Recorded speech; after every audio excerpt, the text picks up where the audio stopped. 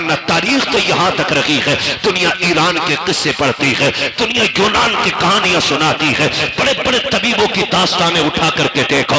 एक दौर ऐसा भी गुजरा है, बड़े अदब के शहर में, हकीमों के शहर में कानून ये था, किसी कमजोर को जीने की इजाजत नहीं थी, सिर्फ ताकतवर जिया करते थे। एक गोद में माँ की बच्चा कमजोर आया, जब पता चला हुकूमत को गरीब बच्चा पैदा हुआ है, हुकूमत की तरफ से ऐलान कर दिया गया चाहे माँ अपने बच्चे को पहाड़ी से फेंक दे, इसलिए कि गरीब को जीने का अधिकार नहीं है। अगर गरीब माशरे में सांस लेगा तो माशरा कमजोर हो जाएगा, ये सोच करके कमजोर बच्चे को मार दिया जाता था। अल्लाह अकबर, तारीख गवाह है। एक माँ अपने बच्चे को सीने से लगा करके हुकूमत के आगे मजबूर होकर के पहाड़ी की ऊंचाई पे चल रही है। बच्चा कमजोर हो या ताकतवर हो, लेकिन माँ के जिगर का टुकड़ा होता है। बच्चा काला कुतरा हो, चाहे जैसा भी हो, लेकिन माँ के लिए चांद का टुकड़ा होता है। उस माँ ने अपने शहजादे को सीने से लगाया, पहाड़ की बुलंदी पे लेके चल रही है। कभी लाल का चेहरा देखती है, कभी तड़प जाती है, कभी रो के बेटे को देखती है, कभी पहाड़ की बुलंदी देखती है। पहुंची है पहाड़ की ऊंचाई पे, थक के देखती है नीचे की तरफ। जब जमीन देखी तो लाल को लिया, देख के कहती है परवरदिगार मेरा बच्चा इतना कमजोर है, पहाड़ की ऊंचाई इतनी है, या अल्लाह ये फेंका गया तो इसकी हड्डियां कितनी जगह से टूटेंगी। ये सोच के वो रोई है।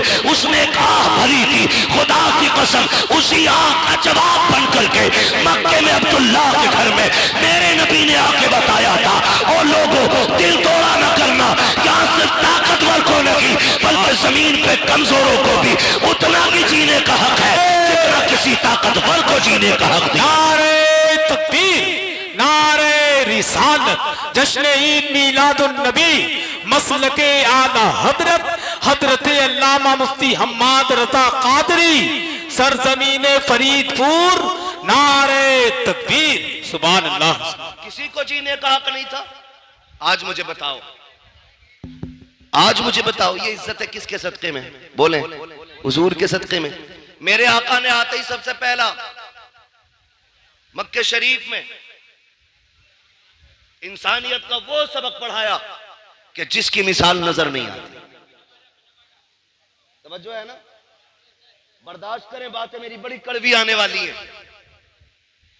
मैं आईना को दिखाऊंगा दाग चेहरे के, जिसे खराब लगे सामने से हट जाए। बातें कड़वी करने लगा हूं।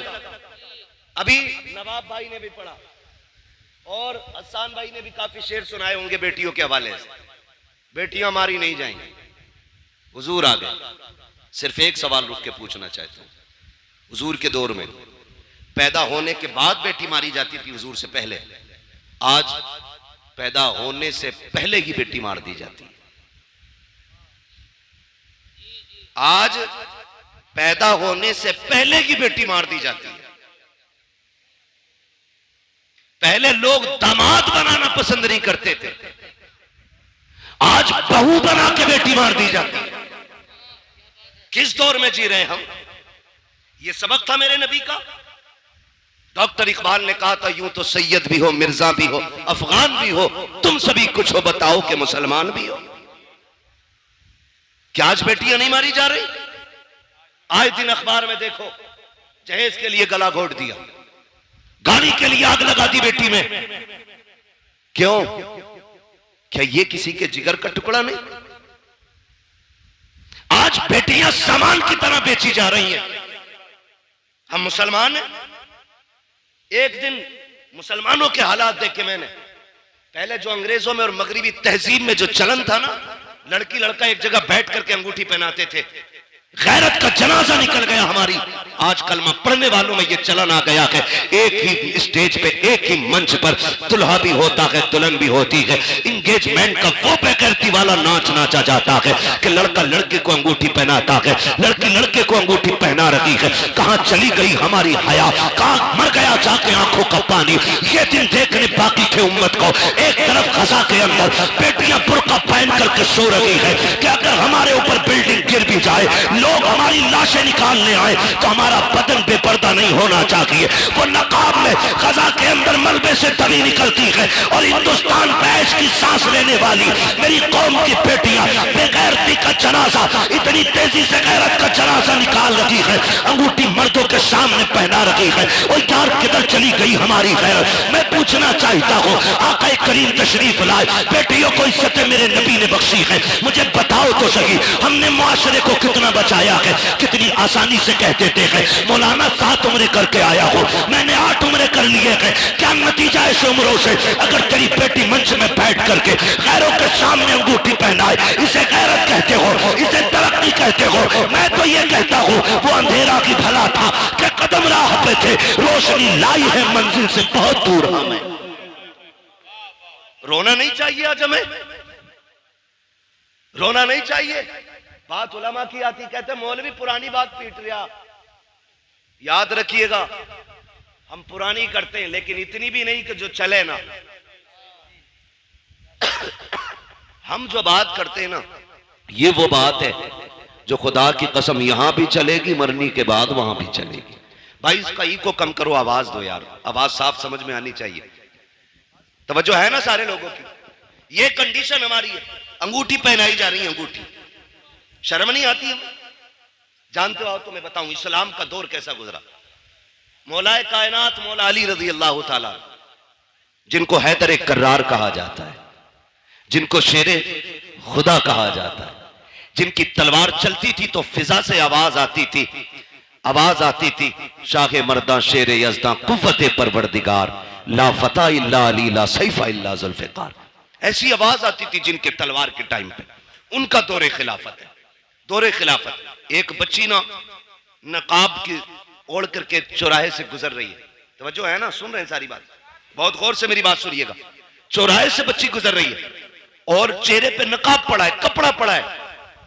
अचानक हवा का झोंका आया और बेतवज्जोही से बच्ची के चेहरे का नकाब उड़ गया, उड़ा और इतनी देर के लिए उड़ा के उड़ते ही फिर अपनी जगह आ गया। उसी बीच एक नौजवान की नजर उसकी आंखों पे पड़ गई, आंखों की खूबसूरती देखी दीवाना हो गया। लेकिन वो बिगड़े हुए नहीं थे, मैं ये भी बता दूं, वो ऐसे नहीं थे कि रात के 3-3 बजे 2-2 घंटे नाली पर बैठ के मोबाइल से बात कर रहे। अच्छा खासा पढ़ा लिखा इंसान हो के 3 घंटे नाली पे बैठ के मच्छर मारता, 3-3 घंटे, और फिर कह रहे अब्बा रिश्ता तेरी मर्जी से नहीं अपनी से करूंगा। क्यों? कि तुम्हें नहीं पता औरत कैसी होनी चाहिए। अबे जानवर, जिसकी जिंदगी 40 साल एक औरत के साथ गुजर गई, उसे नहीं पता बीवी कैसी होनी चाहिए? तो 3 घंटे नाली पे बैठ के बात करके आया है और तुझे पता है औरत कैसी अच्छी होती है। ये कंडीशन हमारी कौम की। तो चेहरे पे नजर पड़ी ना, जैसी नजर पड़ी देखा तो कुछ और नहीं, एक बूढ़ी औरत को बुलाया, कहा अम्मा, कहा हाँ, कहा फला जो बच्ची है ना उसके लिए मेरी शादी का पैगाम ले जा। क्या कहा? क्या ले जाना है? शादी का पैगाम ले जा। जब इतनी बात कही ना, बुढ़िया ने कहा क्यों? कहा अम्मा बात यह है कि वो रास्ते से गुजर रही थी, मेरी नजर उसकी नजरों पे पड़ गई और मैं उसकी आंखों पे फिदा हो गया, मुझे उससे निकाह करना है। जब वो बूढ़ी पैगाम लेके आई ना और बच्ची से कहा बेटी एक नौजवान है, वो तुम्हारी आंखों पे फिदा हो गया है, तुमसे निकाह करना चाहता है। बच्ची ने कहा मां, उसने मेरी आंखें कहां देखी?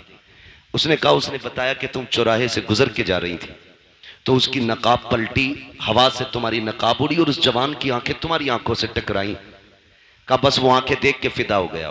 बच्ची ने जानते हो क्या कहा?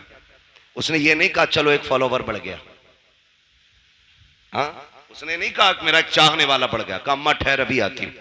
अंदर गई, चाकू लिया, तबाक लिया, दोनों आंखें निकाली, तबाक में रखी, कपड़ा डाला, कहा मां ये लेके चली जा। बेटी इसमें क्या है? कहा इसमें मेरी आंखें हैं। कहा क्यों? कहा ये आंखें उस जवान को जाके दे जिसका दिल इन आंखों पे आ गया है।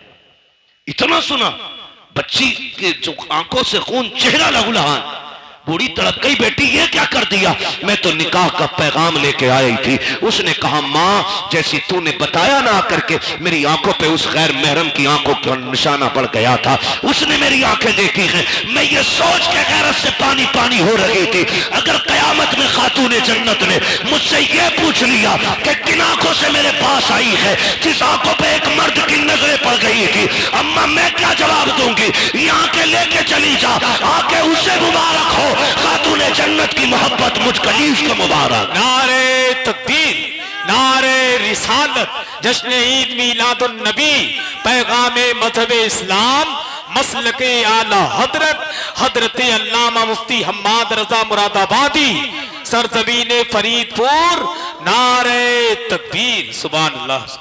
तवज्जो है ना सारे लोगों की? ओ भाई ये कंडीशन, एक दौर हमारा है सभी गुजरा है। आज ना अपनी बेटी खड़ी है, तमाशा बना के तुमने खड़ा किया उसे, तमाशा बना के, और कह रहे जी मौलाना चुप रहो, अब जदीद दौर है, न्यू जनरेशन है, ये जो कर रही है भाई अभी से नहीं रोका जा सकता। मैंने कहा तुम नहीं जानते हो, जो हुजूर के हो जाते हैं वो किसी दौर की तरफ नहीं, मदीने वाले मुस्तफा की डोर की तरफ देखा करते हैं। सीधी सी बात, सीधी सी बात, ये हालात हमने बनाए तो रिश्ते हो रहे हैं, उसके अलावा नुकसानात आप देखें, बुरा ना मानिए। मेरा नबी बेटियों का बोझ बढ़ाने नहीं, बोझ घटाने आया है। बोझ घटाने के लिए मेरा नबी आया। आज कितना बड़ा बोझ हमने बना दिया। बच्चियां जवान होती हैं ना, बाप के सर पे सफेदी आने लगती है, इसलिए नहीं कि वो बच्ची नहीं पाल सकता। जो बाप 18 बच्चे पाल सकता है उससे 2 बेटियों की रोटी नहीं कमेगी? कमा सकता है ना, फिर भी सफेदी क्यों आ गई? उसे ये फिक्र खा जाती है, खुदा जाने मेरे दरवाजे पे मेरी बेटी का हाथ थामने कौन आएगा। आज रोड पे निकलो लड़के लड़के, मार्केट में जाओ लड़के लड़के, एयरपोर्ट पे जाओ लड़के लड़के, बस स्टैंड में, ट्रेन में लड़के लड़के, लेकिन एक बहन का रिश्ता करने के लिए निकलो ना तो लगता है दुनिया खाली हो गई है। एक सही रिश्ता तलाश करने में बाप और भाई की चूतियां टूट जाती हैं। क्या लड़के मर गए? नहीं हैं, लेकिन बेटी के लायक लड़का नहीं मिल रहा है। ये क्या है? ये हमारे रवैयों की खराबियां हैं, ये हमारी तरबियत की एक वो भद्दी तस्वीर है जिसे आपको बर्दाश्त करना पड़ेगा। कहने को जमींदार भी है, पैसे वाला भी है, लेकिन 5 मिनट बैठ के देखो तो सही से इंसान नहीं लगता है। 1800 की जूती ले आए ना तो यूं मुंह पे चढ़ा के रखता है, और जब तक पूछना लो रेट यूं ही हिलाता रहेगा। नीचे कर भाई, ये औकात रह गई है हमारी। क्या है तेरे पास? कितनी दौलत है? सिकंदर भी आया, बड़े बड़े दौलत वाले आए, खाली हाथ चले गए, लेकिन किसी के पास कुछ नहीं था। और फिर भी हमें देख, ये अलग बात है, खामोश खड़े रहते हैं, फिर भी जो लोग बड़े हैं वो बड़े रहते हैं। ऐसे असलाफ से मिलता है हमारा शजरा, जिनके कदमों में कई ताज पड़े रहते हैं। फिर भी हमारा रिश्ता इतने बड़े लोगों से, तो जूती दिखा रहा, नाक पे लगा रहा, नाक पे। शर्म आनी चाहिए हमें। एक इंसान नहीं मिलता, ढूंढो तो रिश्ता करने के लिए निकले। और कम जो है ना, लड़की वाले भी नहीं, जिम्मेदार सिर्फ लड़के वाले नहीं, लड़की वाले भी हैं। क्योंकि जरा सा चमकदार लड़का देखा ना, फर्स्ट ऑफर होता है 10 दूंगा, रिश्ता करा। 10 लाख दूंगा, करा पक्की। तो ये जो मिडलर होते हैं ना, मिडलर, अल्लाह का खौफ खाना, दोनों तरफ का हिसाब दोगे, कर्रे कूटे जाओगे। झूठ ना बोला करो। अगर मिडलर वही बिचौलिया, बिचौलिया समझ रहे ना, बिचौलिया जो दोनों तरफ से इधर का पैगाम उधर, उधर का इधर करता। इसका काम यह था इधर का पैगाम उधर पहुंचाना, इधर की उधर लगाना नहीं। लड़की वाले ने अगर कह दिया ना रिश्ता कराओ 10 दूंगा, कह रहे अरे यार 10 दे रहे, 15 तो वहां से मिल रहे, लबारे बेच रहा। गलत नहीं कह रहा हूं,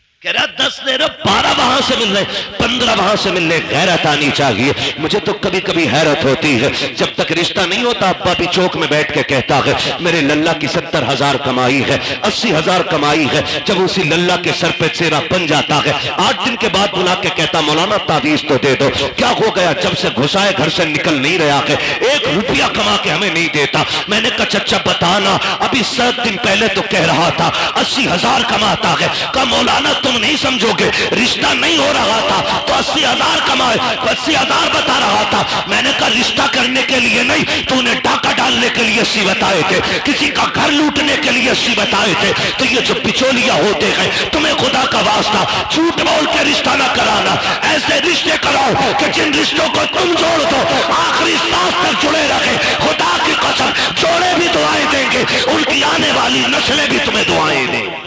नारे तकबीर, नारे रिसालत, सरकार की आमद, मरहबा, सरकार की आमद, मरहबा, मक्की की आमद, मरहबा, मदीने की आमद, मरहबा, नारे तकबीर, अल्लाहू अकबर। 15 मिनट बचे, इसे नारों में लगा दो या तकरीर में लगा दो। खैरियत है सारे?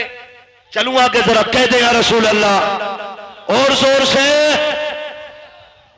कुर्बान जाए तुम्हारी जवानी के कसम से, है ना? पबजी कितने लोग खेलते हैं? हाथ नहीं उठवाऊंगा। कई तो पागल हो चुके और कई पागल होने बाकी। जहां देखो वहीं पे इश्क के बीमार बैठे हैं, हजारों मर चुके और सैकड़ों तैयार बैठे हैं, है ना? मेरे बच्चों कान खोल के सुनो, जो आज पबजी खेलेंगे कल भीख मांगेंगे। ये लिखो, तावीज बना के जेब में रख लो। जो आज तालीम के वक्त में गेम खेलेंगे वो कल जवानी में भीख मांगेंगे। जो आज कलम चलाएंगे कल कंप्यूटर उनके इशारों पे नाचेगा। हमें अपना वक्त तालीम को देना, पढ़ाई में देना है।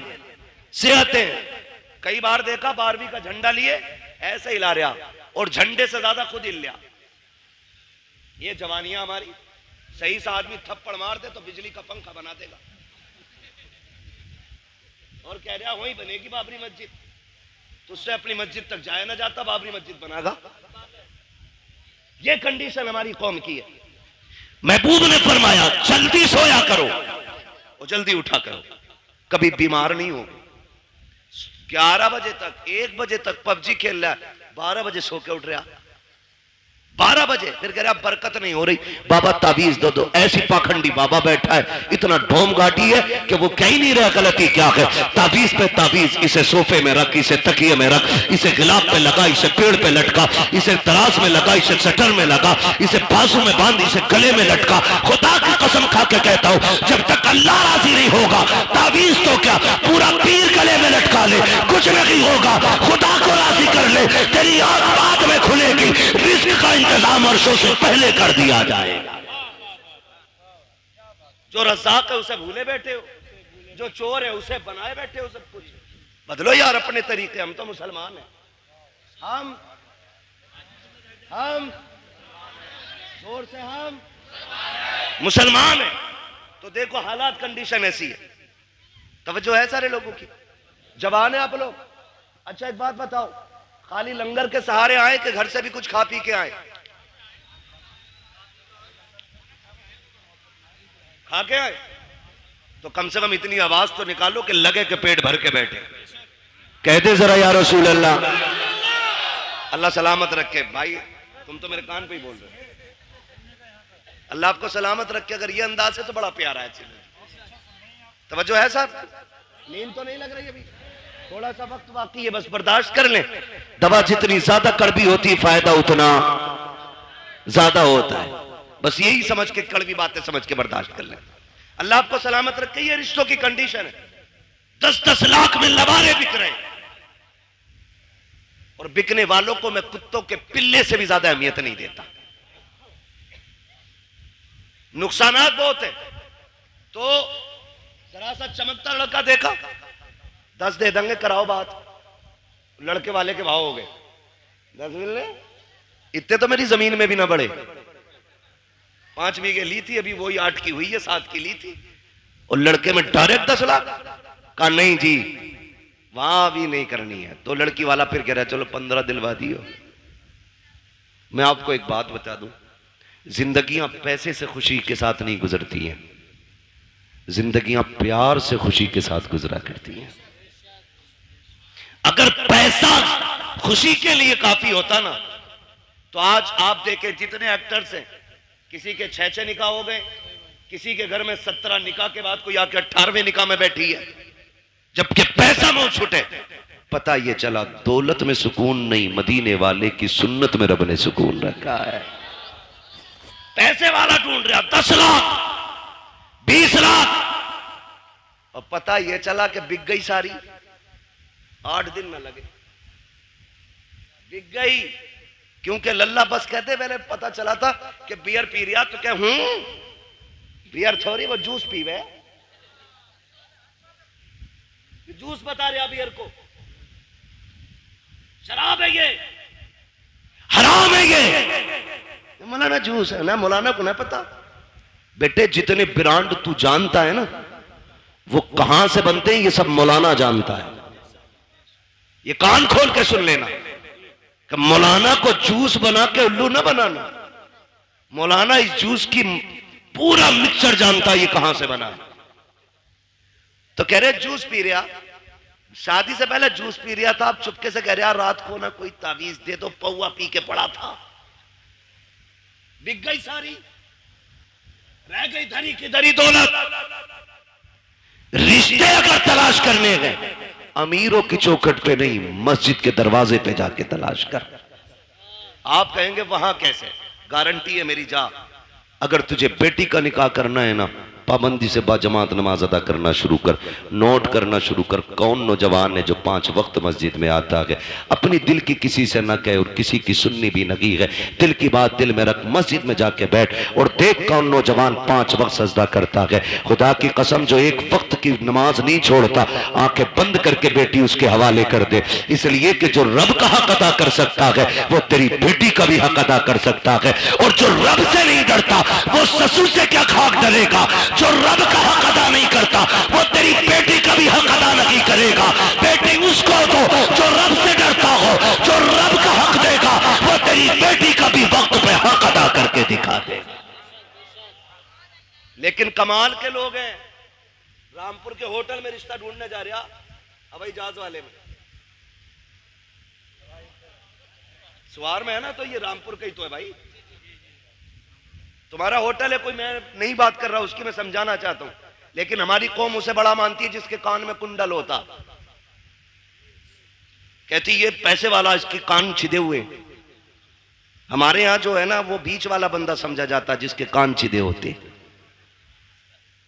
हम तो उसे मस्जिद की सफ में भी पीछे धकेल देते। नाक कान का मसला देखो, सोने का कुंडल देखा कर दो, सेठ लग रहा, पता चला वो कुंडल भी चुरा के पहना था। ऐसे रिश्ते करते, ऐसे रिश्ते नहीं होते। बताऊं तुम्हें रिश्ते कैसे होते हैं।